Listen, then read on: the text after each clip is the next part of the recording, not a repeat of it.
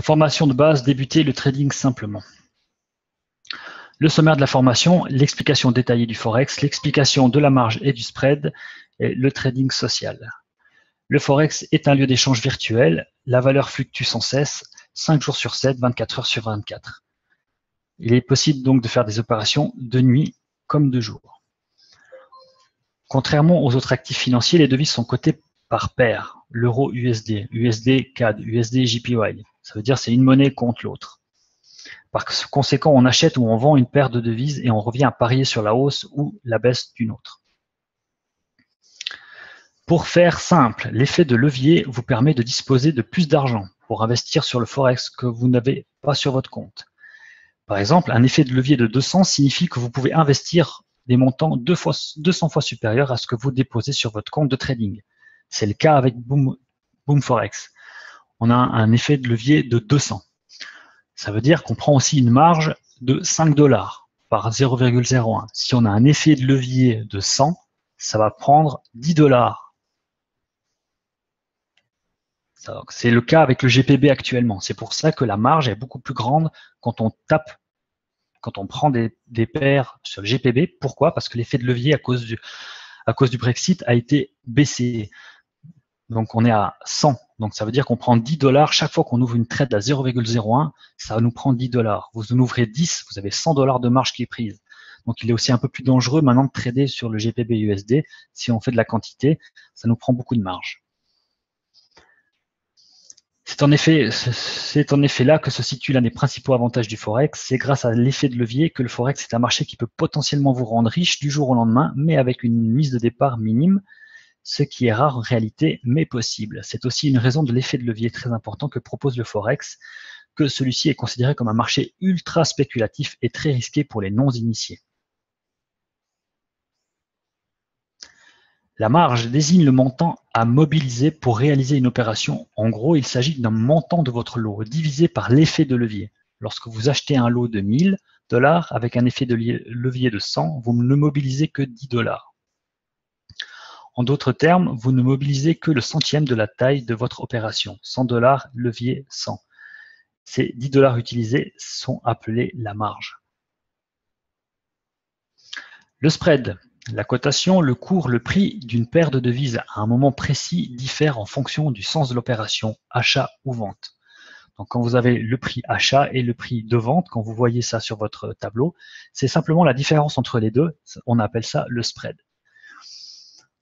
Comme je viens de l'expliquer, la différence entre le prix d'achat, on appelle aussi ask, et le prix de vente, qu'on appelle aussi bid, est appelé spread. Par exemple, on dit que le spread de la paire euro-USD est de 1 pip. Dans la pratique, cela signifie que si vous passez un achat, puis clôturez cette position immédiatement, sans que le cours n'ait bougé, vous perdez 1 pip. De même que si vous passez une vente et vous la clôturez immédiatement. Cela vaut également dire que dans le cadre d'un achat, votre position commence à être bénéficiaire après une hausse de 1 pip et après une baisse de 1 pip si vous avez décidé de vendre. Cette différence que l'on nomme spread constitue la rémunération de votre broker. Ici, je vous ai mis un petit tableau des sessions de trading. Donc, on a la session de Tokyo de minuit à 9 h du matin pour les heures françaises, qui chevauche avec celle de Londres, qui est de 8 h à 17 h, et celle de New York, de 13 h à 22 h.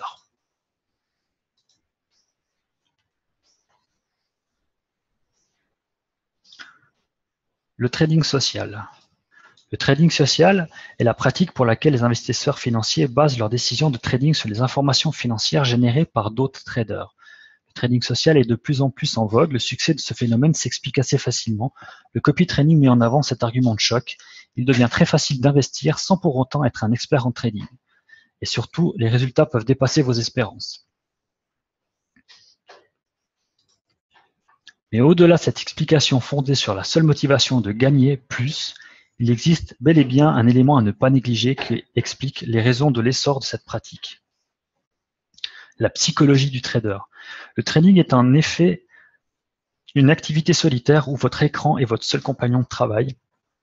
Le trading social introduit donc de la convivialité dans la pratique, mais plus important encore, le trading social permet de ne plus prendre seul ses décisions. On a l'assentiment, les recommandations et le regard idéalement bienveillant et encourageant de la communauté, et le regard de l'autre compte beaucoup, et le regard sur l'autre tout autant. C'est pour ça que je vous recommande, je ne parle pas que pour moi, je parle aussi pour tous les autres traders. C'est pas parce que c'est des traders que c'est des dieux vivants du trade. Ils ont le droit de se tromper, ils ont le droit de faire des erreurs, on a le droit d'être à l'envers du marché, etc. Je sais que c'est pas sympa, je sais que c'est pas comment dire, encourageant des fois à copier ou à maintenir des positions qui sont en perte. Mais de jeter la pierre sur le trader ou bien de mettre la pression, dire ah tu perds 10 balles, ah tu perds 20 balles, ah j'ai 50 francs là-bas, ça sert à rien, ça met encore plus de pression, ça donne pas envie de répondre, ça décourage, c'est enfin, façon de parler aussi, on a appris aussi à le faire avec, mais on a peut-être plus besoin d'encouragement, des fois il y a des personnes, on les voit jamais. On vous poste nos résultats, on a gagné 50 $ dans la semaine, on a 15 commentaires. Vous avez 30 $ de perte latente, il y a 70 commentaires, ah, c'est pas possible, etc. Vous voyez dans ce que je veux dire? Il faut que ce soit aussi dans les deux sens. Ça veut dire quand on gagne, je vise pas tout le monde parce que maintenant la majorité de la communauté a compris comment ça fonctionne, mais ça reste quand même plus discret quand il y a des gains. On hésite peut-être à se manifester, ou il y a des personnes qui sortent de la tanière pour dire je suis pas content, je perds 50 $. Mais cette personne-là, on l'a jamais vu poser un commentaire ou un merci d'avoir gagné de l'argent avant. Donc c'est très important, on est une équipe. Hein. Si vous voulez aussi gagner, encouragez votre trader a aussi besoin de ça. C'est pas chaque fois que le trader gagne qu'il faut dire super, et quand il perd, on le lâche, quoi. On est une équipe, on doit se serrer les coudes, on doit être ensemble et on doit se motiver ensemble. Je sais que c'est pas ça qui va faire gagner les trades, mais ça peut donner un petit peu d'énergie psychologique à la personne, de se dire ah ben les gens comptent sur moi, les gens ils sont derrière moi, les gens ils sont pour moi.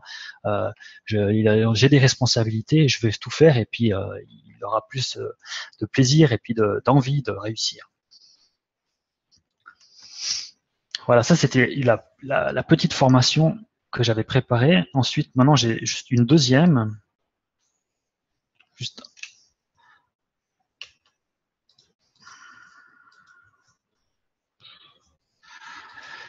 Voilà. Fermer celle-là.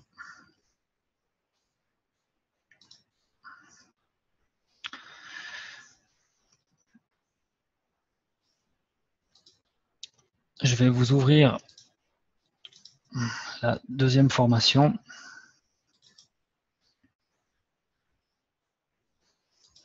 Juste un petit instant que ça charge. On va parler justement des bougies.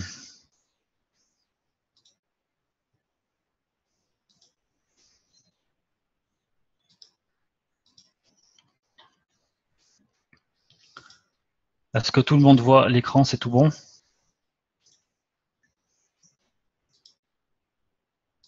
J'imagine que c'est oui. Impeccable. Donc la deuxième partie de la formation, c'est comment lire un graphique, les différents types d'analyse et les différents types d'ordre. Comment lire un graphique? Avec la méthode des chandeliers japonais, c'est celle qui est le plus utilisée à ma connaissance. Le graphique est donc constitué d'une succession de bougies.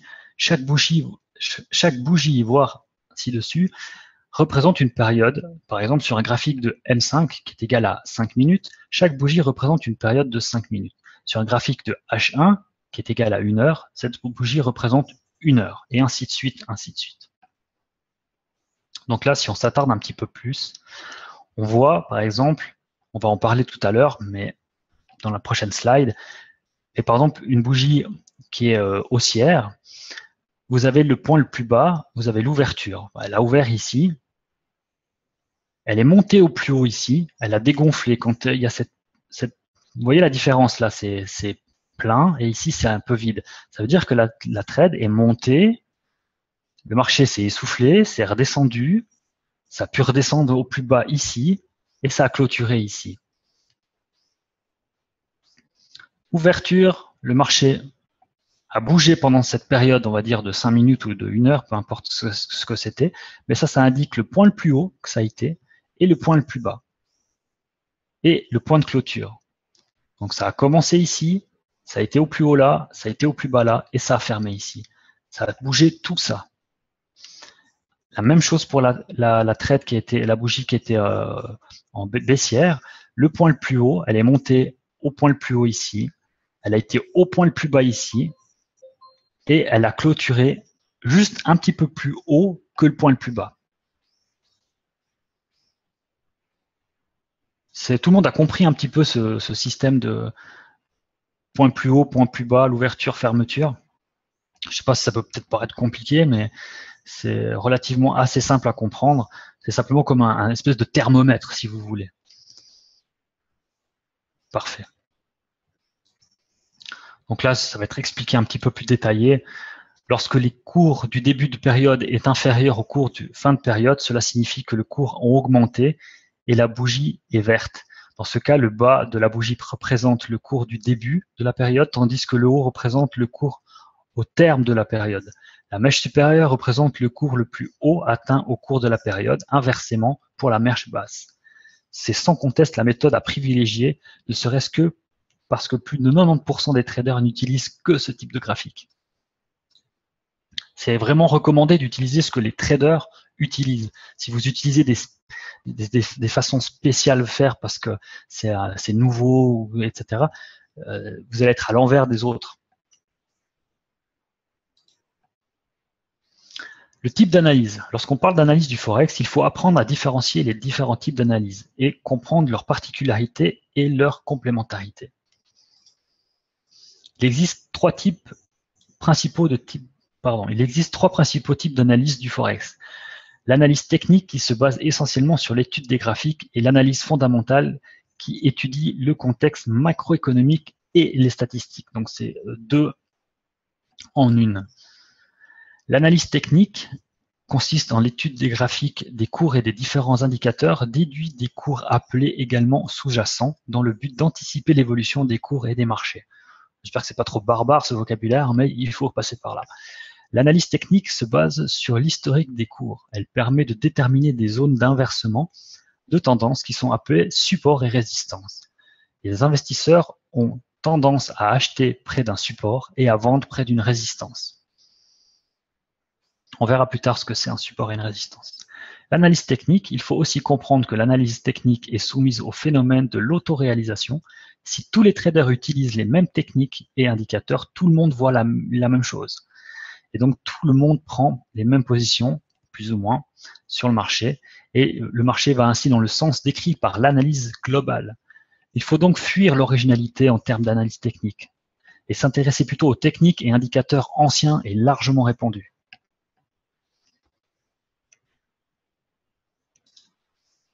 L'analyse fondamentale étudie plutôt le contexte macroéconomique pour prévoir l'évolution d'une paire de devises, par exemple l'euro-USD. On étudiera la situation économique en Europe et aux États-Unis. Par exemple, ce soir, il y avait la Fed qui annonçait le taux d'intérêt. Il y avait après Trump qui parlait. Donc c'est plutôt ce genre de choses qui peuvent influencer. Quand il y a des grandes nouvelles qui sont annoncées, ça peut faire fluctuer le marché. Pour faire simple, une économie US solide devrait profiter au dollar et une économie européenne solide devrait profiter à l'euro, mais dans le cadre de paires de devises, c'est une étude comparative qu'il faudra réaliser.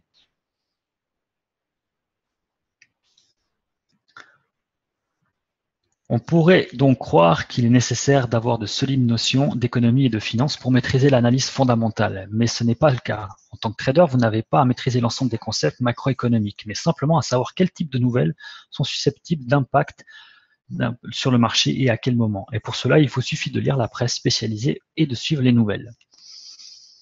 Oui, 120 pips ce soir, oui. Il existe 5 principaux ordres. L'ordre au marché, c'est l'ordre au marché appelé market order en anglais, qui consiste à acheter ou vendre une paire de devises au cours actuel au moment présent. Il y a le take profit qu'on a vu tout à l'heure. Cet ordre vous sert à planifier un seuil de sortie en bénéfice de votre position. Ça veut dire que quand il touche le prix que vous avez fixé, la position se ferme et vous encaissez le gain. Le stop loss, comme on l'a vu aussi tout à l'heure, cet ordre vous sert à planifier un seuil de sortie pour la perte. Vous décidez d'accepter un maximum de temps de perte, c'est-à-dire que quand le cours arrive au maximum que vous avez fixé, la trade se stoppe et vous encaissez la perte. Les ordres limites. Ça, c'est un petit peu plus complexe, mais c'est aussi simple à comprendre. Les ordres limites vous permettent de planifier un achat en dessus du cours actuel ou une vente en dessus du cours actuel. Exemple, l'USD CHF oscille actuellement sur les 0,9625. Je souhaite planifier un achat en dessus du cours actuel sur les 0,96 et je place donc un buy limit. Donc, comme vous pouvez voir, le buy limit, ça correspond au prix du marché. Donc, ça veut dire que le marché se situe ici, par exemple, et vous dites que quand ça touche cette partie du marché, donc là, on avait dit les 0,96, au moment que ça touche, vous allez repartir à la hausse et vous dites, moi, je pars sur un buy. À 96, par exemple, on avait dit le marché à 96,25, il tape et vous repartez à la hausse pour un achat sur les 96. Là, il faut que je retrouve ma ligne. L'USD CHF aussi actuellement sur les 0,9625. Je souhaite planifier une vente au-dessus du cours actuel sur les 96,50. Je place donc un sell limite.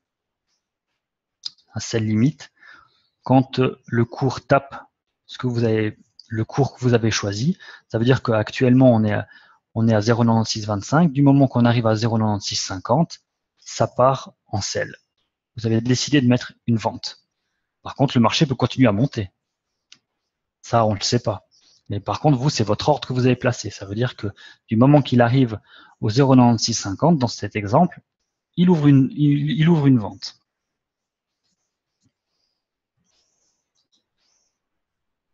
Les ordres stop. Les ordres stop vous permettent de planifier un achat au-dessus du cours actuel ou une vente en dessous du cours actuel. Ça, c'est quand vous pensez que ça va continuer à monter. Ça veut dire que si vous pensez, là, on est à 1,07 par exemple, vous pensez que le marché va tracer tout droit, vous dites, ben, moi, du moment qu'il arrive à 1,07, j'achète. Et là, c'est la même chose. Le marché, il est en haut, il continue à descendre, vous dites, moi, du moment qu'il arrive à 1,07, je vends. Je pense qu'avec les flèches, c'est assez simple. Hein.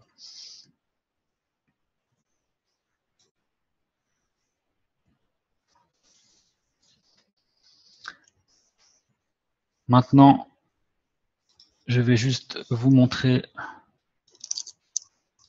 une image par rapport au support et résistance qu'on a parlé tout à l'heure.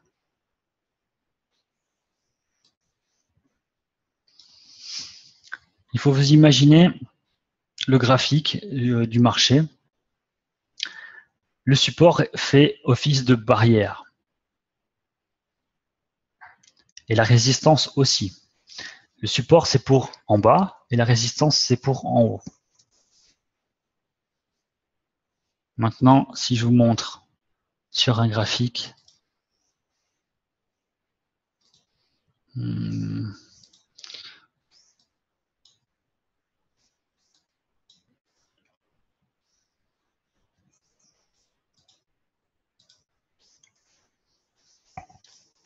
allez peut-être mieux voir comme ça.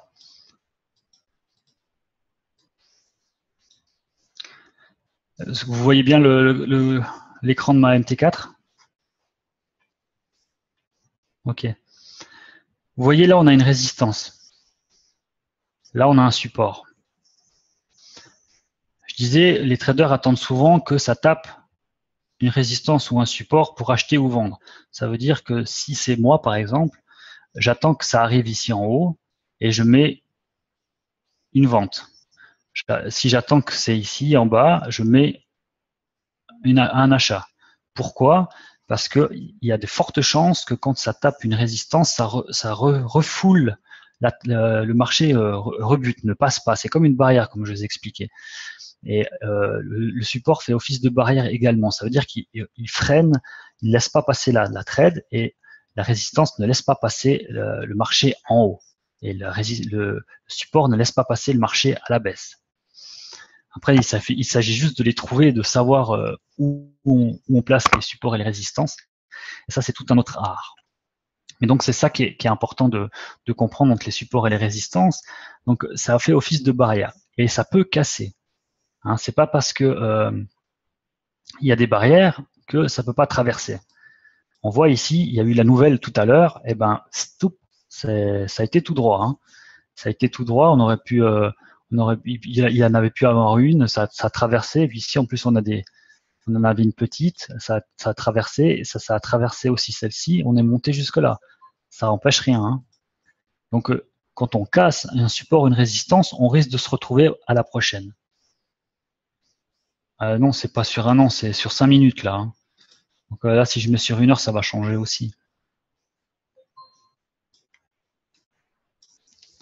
Là, ça veut dire que je peux l'attendre, elle peut venir ici. Là, je suis un petit peu au milieu. Actuellement, il n'y a pas de trade à faire, par exemple, parce que ça peut très bien remonter jusqu'ici. Donc, si je mets en vente, alors que j'ai ma résistance qui est là, il faut attendre que ça aille au moins jusqu'à la résistance et que ça vienne jusqu'au support. Donc, je parlais avant pour voir aussi sur la MT4 le gain. Vous avez ces traits rouges. Les traits rouges, c'est le take profit. D'accord? Quand vous avez un trait rouge sur votre MT4, c'est là que justement les trades vont être prises en gain.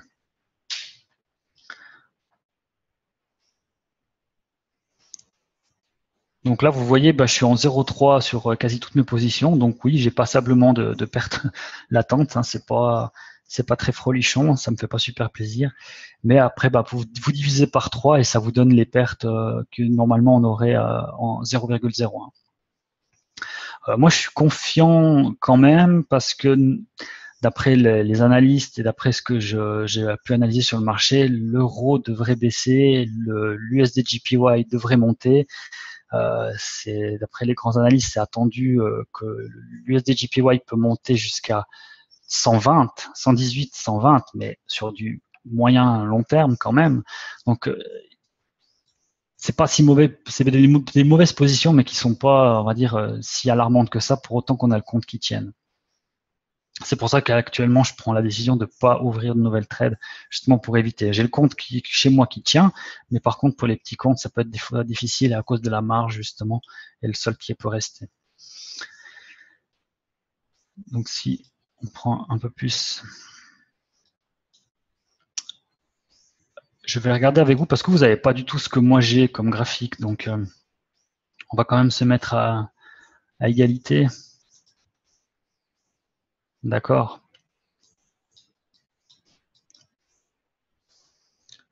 Si vous allez sur votre MT4, juste que j'enlève ça, il m'embête un peu. Si vous allez sur votre MT4, vous avez plusieurs outils. Ici, vous avez les flèches qui vous permettent d'aller soit tout à droite. Vous voyez, ça bouge. Hein. Comme ça, vous voyez l'ensemble le présent, on va dire. Là, vous voyez le passé. Et là, je vois ce qui se passe actuellement. Là, je suis en période 1 heure. C'est le time frame. Là, vous avez 1 minute, 5 minutes, 15 minutes, 30 minutes, 1 heure, 4 heures, 1 jour, 1 semaine, 1 mois. D'accord? Maintenant, pour placer nos supports et résistances. Donc, je rappelle, comme on l'avait vu sur l'euro USD tout à l'heure, vous avez les résistances et les supports. Ça vous intéresse de savoir comment on peut les trouver ou pas? Ou est-ce que vous savez déjà peut-être? Mais bonjour Brigitte Fournier.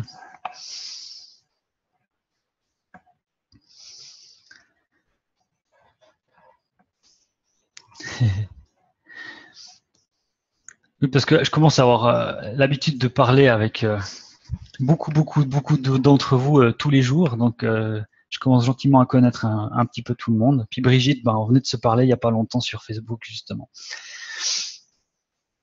Ok, vas-y montre-nous. Combien tu payes? Non, je rigole. Donc, je vais reprendre le graphique qu'on avait dit. Ici, avec la souris, vous pouvez agrandir ou rétrécir le marché pour avoir une plus grande visibilité.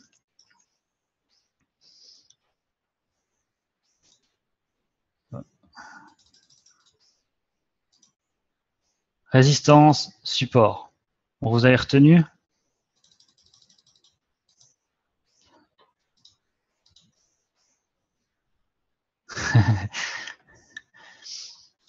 3300 Ludo, je prends note.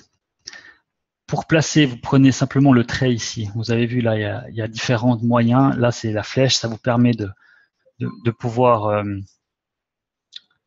voir sur tout le graphique avec plus de précision pour savoir à quel prix il est, par exemple, etc. Vous pouvez, ça vous faire juste cet indicateur-là. Ça, c'est pour vous mettre des barres.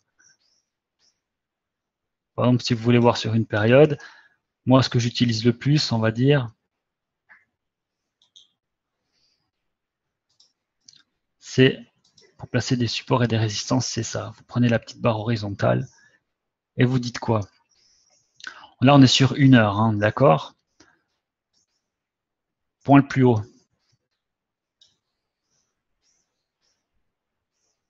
Ensuite, point le plus bas. C'est ce qu'on voit. Ensuite, c'est où? Où ça a travaillé beaucoup? Ici. Vous avez vu là, toutes ces heures ici. Et c'est sur du long terme, hein. Ça, on est sur du 15 février, depuis le 15 février, parce qu'on est sur du 1 heure. Donc, ça a travaillé ici, 1 heure, 1 heure, 1 heure. C'est venu aussi un peu ici, ça a tapé. Vous voyez, là, ça a tapé, et hop, c'est redescendu. Là, ça a traversé tout droit à cause de la nouvelle. Ici, ça a tapé, c'est redescendu. On a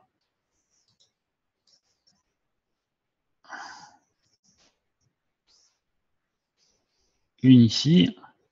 Là, ça a travaillé pas mal. Ici, on y est presque arrivé. On peut placer comme ça. Là, vous voyez aussi, ici, ici, ici, ça a travaillé pas mal là. Mais c'est où ça a fini, hein, les mèches, il faut regarder. C'est pas où vous voyez plein de mèches qui travaillent, c'est où ça s'est arrêté. Donc ici, le marché, ça a stoppé net. Ici, ça a stoppé aussi net. Ici, ça a stoppé net. Là, ça a stoppé ici net. Ici, ça a stoppé net. Ça veut dire qu'une fois, 2 fois, 3 fois, 4 fois, 5 fois, 6 fois, 7 fois, ça veut dire que c'est solide ici. Ça veut dire que ça revient à 1,5241. On sait que le marché peut revenir assez facilement. Ici, vous voyez, les deux trades, elles seront au milieu. C'est pour ça que je suis un petit peu dans la... parce qu'elles sont un peu au milieu. Donc, ça veut dire qu'il y a eu la nouvelle, elle m'a pas aidé, elle est partie dans l'autre sens, alors que moi, je l'attendais dans l'autre sens, la nouvelle. Du coup, ben voilà, ça a tapé. Maintenant, si vous dites, ah, le trader ou ma trade est trop catastrophique, je ferme. Ouais, bah, vous avez fermé à 1,7, bah, vous n'aurez pas dû. Parce que pourquoi? Ça a tapé le point le plus haut et c'est un rejet. Ça peut continuer à monter, mais il y a de fortes chances que... Regardez maintenant plus loin derrière. La dernière fois qu'on est monté à 1,07, ça date de quand? De février. On voit que c'était ici. Hein. Et tout le long là, on était en dessous. Ça veut dire qu'il y a forte chance que le 1,07 il passe pas du premier coup. Moi je vous dis, hein, l'euro USD, il va pas passer comme ça le 1,07. Je m'avance peut-être, mais en tout cas le 1,07 il va être solide. 1,07 là on arrive à 1,075. Il va sûrement redescendre, il va remonter, retaper, etc. Maintenant, pour affiner tout ça, vous passez à la demi-heure. Et vous faites la même chose. Normalement, on pourrait mettre sur une autre couleur aussi, on pourrait mettre, mais bon. On voit ici, ça a stoppé net là. Hein. Et puis, on voit aussi ici, là.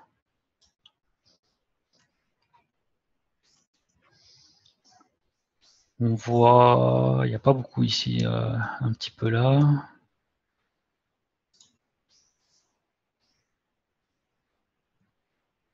C'est pas là.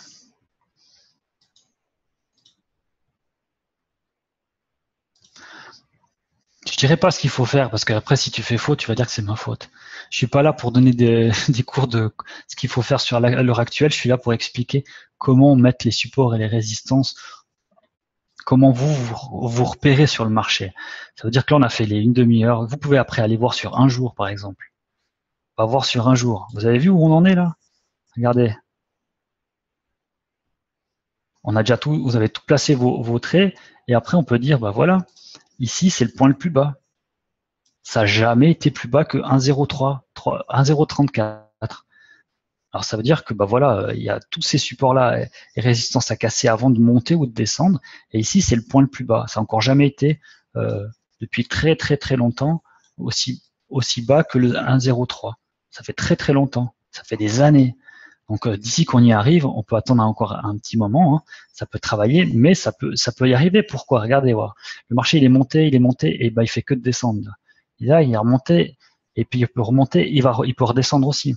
Il n'est pas sur une phase montante, l'euro USD, il est sur une phase descendante.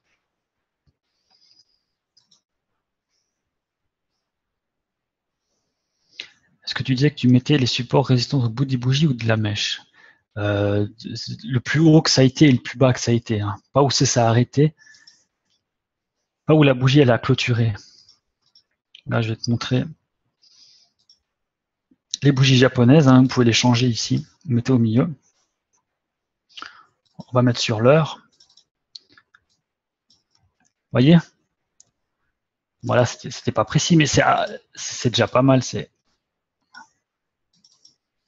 Cliquez 2 fois dessus pour la rebouger, hein. Elle s'est arrêtée là, elle a redégonflé et puis maintenant elle part à la baisse. Ici, elle va pouvoir rencontrer, on va dire, dans cette zone-là, elle va pouvoir rencontrer une barrière. Si ça casse ici, on va se rediriger par ici. Maintenant, ce que j'ai fait là, c'est une analyse vite faite. Ça a pris 5 minutes. Je l'ai pas, j'ai pas cherché plus loin. J'ai juste fait sur le jour H1 et M30. Après, ça demande quand même un peu plus de. Mais vous voyez, c'était pas si mal, hein, où j'ai posé. Bah, ça a arrêté, c'est monté, c'est redescendu. Ça a arrêté plus ou moins, ça a travaillé. Regardez voir ça, comme ça a bloqué. Tac, tac, tac. Ça n'a pas dépassé. La ligne, elle n'a pas dépassé. Juste avant la nouvelle. Ça a bloqué, hein. Et c'est resté entre deux. Tac, tac, tac, tac, tac. Ça a cassé, c'est remonté. Ça a fait la barrière, hop. Ça a bloqué ici. Et c'est reparti. Ça vous permet un peu de voir où vous en êtes dans le marché, si vous êtes au beau milieu de n'importe quoi, ou bien si vous pouvez dire, ah, je peux attendre encore un petit peu parce que je suis pas encore à mon point le plus haut, à mon point le plus bas. Je peux encore, on va dire, tenir le coup pour attendre justement que ça corrige.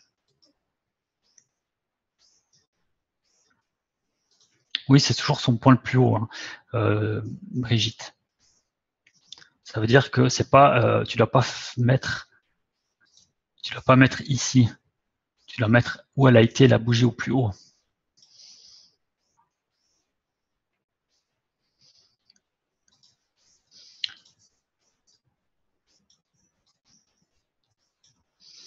Donc voilà, là on sait que maintenant à 1,74, c'est le point le plus haut de l'euro USD actuellement.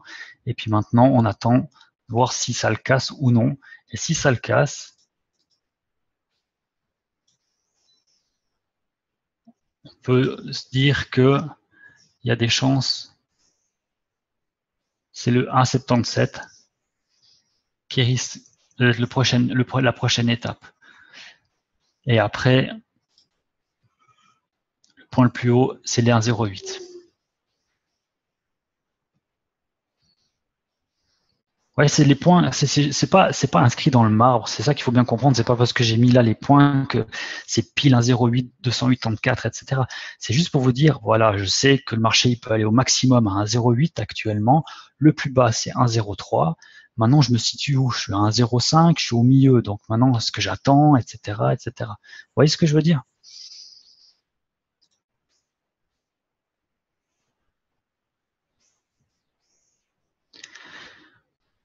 D'où l'intérêt de laisser des trades ouverts très longtemps. Alors, quand tu n'es pas dans le marché que tu penses, on va dire que il y a deux parties. Par exemple, là, on voit que les trades ouvertes, elles sont ici et la prise de gain est ici. Donc, ça veut dire qu'on va chercher un gain ici. Maintenant, le marché, il est un petit peu plus haut quand même, sur des périodes de 1 heure. Mais vous avez vu, ça peut varier, ça peut vite redescendre. Il n'y a pas non plus 30 niveaux, hein. Ça peut très vite redescendre. Il y a eu une grosse nouvelle, ça va peut-être faire une correction et on va se retrouver par là d'ici quelques jours. Donc l'intérêt de laisser les trades ouvertes, c'est que quand on sait que le marché a une grosse montée, on dit le marché va redescendre, il va corriger dans les jours qui viennent, parce que depuis des jours et des jours, il travaille dans ce secteur-là. Donc, il y a des grandes chances que ça va monter, descendre, monter, descendre, monter, descendre.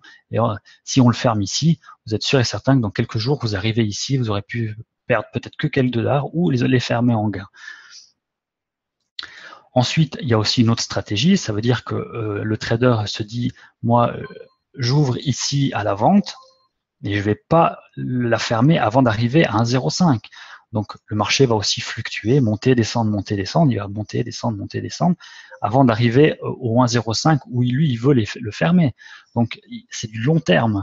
C'est une stratégie qui ne va pas fermer parce qu'il a gagné 5 dollars, il ne va pas fermer, il va attendre de gagner 20, 30, 40 dollars. Et puis, il aura la patience. À un moment donné, il va gagner 10 dollars, après le lendemain, il va peut-être en perdre 5, après, il va en gagner 7, après, il va en perdre 20, et au final, lui, il a l'objectif d'aller gagner les 50 dollars. Il faut juste de la patience, de l'analyse et de la patience. C'est pour ça que les personnes, comme j'ai pu voir des fois sur Facebook, je perds 15 dollars, je ferme. Ok, ferme, c'est ton problème. Mais après, peut-être tu as bien fait, mais peut-être tu as mal fait.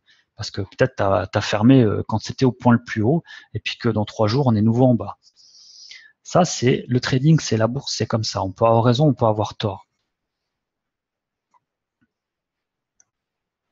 Maintenant, ce que je voulais aussi vous montrer, c'est le Fibonacci.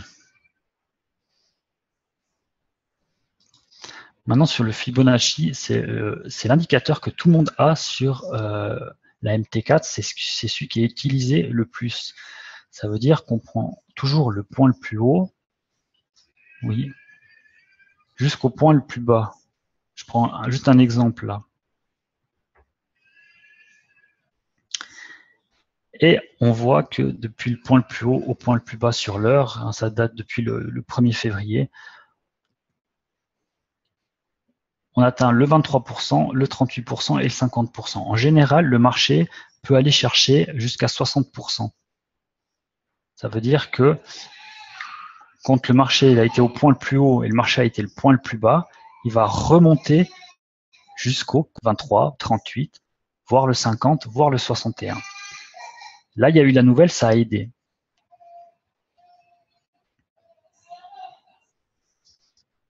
Est-ce que vous êtes encore là? J'ai peur de vous perdre parce que c'est assez complexe quand même.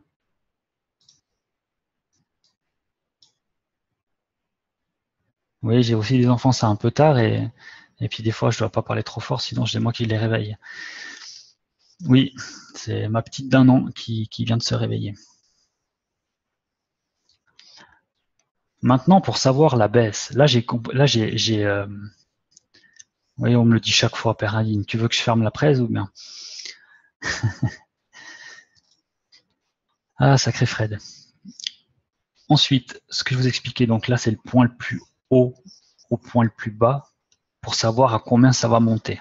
Donc là, on sait que c'est monté jusque là. Maintenant, on prend le point le plus bas, et on va aller au point le plus haut. Et je calcule combien ça peut descendre. Et ça peut descendre jusque là, donc le 23%, le 38%, et puis regardez voir, c'est ce que je voulais vous montrer, le 38% il est quoi? Il est pile sur un niveau que j'ai dessiné tout à l'heure. Ça veut dire, et le 23% il n'est pas loin. Donc ça veut dire que je suis pas très très faux de ce que l'analyse vite faite qu'on a fait ce soir. C'est-à-dire que le point le plus haut il était là, le point le plus bas il était là. C'est sur l'heure hein, l'analyse hein, bien sûr. Donc ça veut dire qu'on peut s'attendre à une baisse au moins à court moyen terme à 0,68. On peut aller chercher sûrement le 0,64. Et si tout se passe bien, on peut descendre jusqu'au 50% et 61%. C'est pour ça qu'à l'heure actuelle, je vous dis, je ne suis pas inquiet pour les trades qui sont les deux là, car c'est quelque chose qui n'est pas encore dans l'impossible, qui n'est, je veux dire, c'est complètement réalisable. Il n'y a rien de dramatique dans ce qu'on voit là actuellement.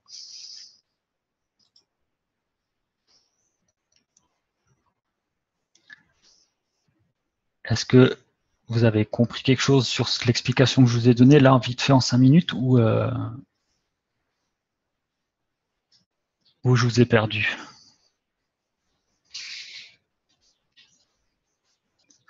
Je sais que ça peut pas être très très très facile. Il m'a fallu beaucoup de temps moi-même pour m'habituer à cette Fibonacci, mais je peux vous dire que c'est ce que les traders utilisent le plus. D'ailleurs, si vous écoutez des analyses, on parle souvent de la Fibonacci, de la moyenne mobile, etc. Ça, c'est du calcul technique. C'est pas la vérité pure, mais par contre, vu que ces trucs, ça, c'est énervant. Par contre, c'est si vous tracez vos niveaux, vous tracez vos niveaux, et puis vous utilisez la Fibonacci, hein, je rappelle, il est ici. Pour savoir la Fibonacci, vous prenez le point le plus haut au point le plus bas, et le point le plus bas au point le plus haut. Ça vous donne un bon élément pour savoir où vous pouvez espérer attendre le marché. Maintenant, si je descends un petit peu, maintenant c'est le soir et il ne se passera pas grand-chose. Mais vous voyez, on avait quand même un niveau ici qui peut bloquer, et on a le deuxième niveau qui peut atteindre là. Moi, je vous dis un truc. Je laisse ce graphique ouvert, et puis on regarde comment ça évolue. Faites la même chose chez vous si vous avez un peu de temps. Prenez un graphique sur la MT4, dessinez vos niveaux, et puis on peut en reparler ensemble ou mercredi prochain, volontiers avec plaisir. Parce que je ne veux pas vous retenir trop longtemps, parce que c'est déjà 22h30 quand même. Il y a des gens qui travaillent et puis c'est l'heure d'aller gentiment se coucher. Mais c'est très important, si vous comprenez ça, vous allez déjà bien comprendre. Même pas besoin de trader vous-même manuellement, mais déjà à comprendre un petit peu où se situent les trades de vos traders, savoir si oui ou non c'est le moment de couper ou pas, savoir si oui ou non vous pouvez les laisser, gérer, continuer, etc.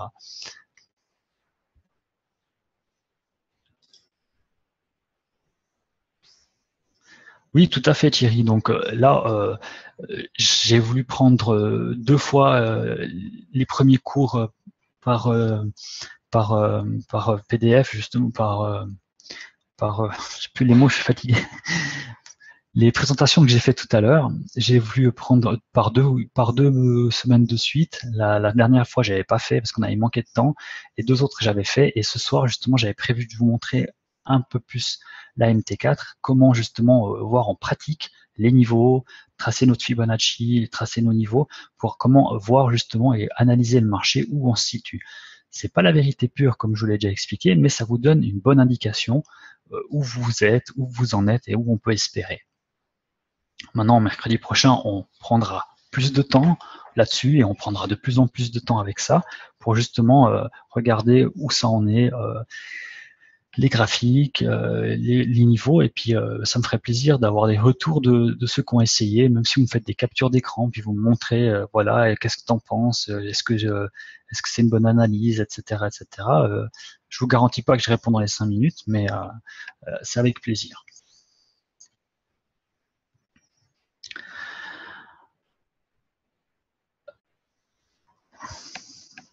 Alors, Joseph, j'ai vu que tu étais perdu, donc ne t'inquiète pas, ces présentations, elles sont enregistrées. Tu peux les voir en tout temps après sur YouTube ou sur les groupes, différents groupes Facebook. Donc, comme ça, vous pouvez mettre pause, vous pouvez, etc. Là, c'était du direct, c'était la première fois vraiment qu'on prenait le temps de regarder le graphique MT4. C'est totalement normal que certains qui n'ont moins l'habitude soient un peu plus perdus. Il n'y a pas de problème avec ça.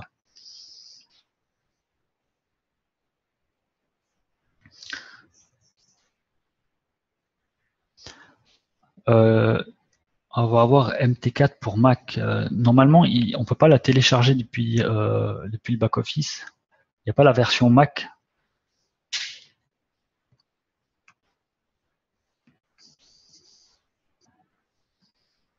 Hein, parce que sur l'ancien, on avait la version Mac, justement.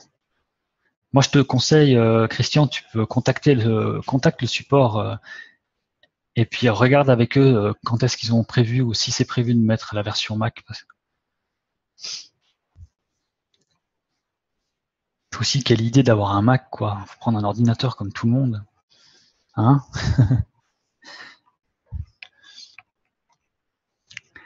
Bon les amis, moi je vais vous souhaiter une bonne soirée. J'ai été ravi d'avoir passé cette soirée avec vous. J'espère que vous avez appris quand même pas mal de choses et je vous dis à la semaine prochaine. Je vous souhaite une bonne semaine et à bientôt. Merci beaucoup.